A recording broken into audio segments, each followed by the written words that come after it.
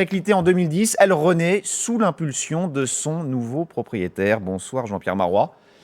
C'est vous qui tentez ce pari. C'est quoi? C'est la nostalgie qui a guidé ce choix? Peut-être d'une part parce que ce sont des très beaux souvenirs pour nombre de Parisiens, dont moi, mais aussi l'envie d'aller de l'avant et de ressusciter ce lieu et de contribuer à une nouvelle énergie parisienne.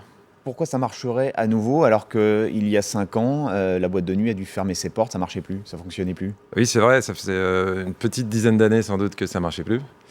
Ce qui est quand même une grande longévité parce que de 78 au début 2000, ça fait déjà un sacré bail, presque un quart de siècle. Mais on a tellement à la fois donné un coup de pied dans la fourmilière tout en respectant l'ADN et réinventé le lieu, cette fois-ci sur 7 niveaux, sur la totalité de l'immeuble, que je pense qu'on a tout pour que... C'est pas une boîte de nuit sur 7 niveaux, hein, je le précise pour nos téléspectateurs. Il y a aussi un hôtel haut de gamme. Oui, il y a un hôtel, un restaurant, on a une quarantaine de chambres 5 étoiles, on a un restaurant 120 places, des terrasses. C'est quoi l'esprit bain-douche? Vous parliez de l'ADN du lieu tout à l'heure.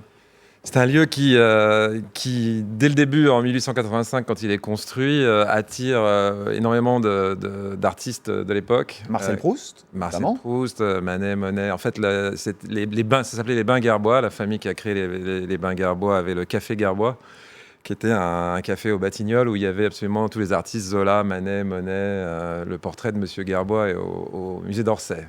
Voilà. Donc c'est vraiment... Ils avaient déjà su capter tous les artistes de leur époque. Et presque 100 ans plus tard, en 78, ça redevient le point catalyseur où tous les artistes de leur temps se retrouvent. Et maintenant, on est au 21e siècle et c'est reparti. Ouais. Mais l'idée, c'est quoi? C'est de retrouver les années 80, les années mythiques et de faire à nouveau souffler cet esprit showbiz et select?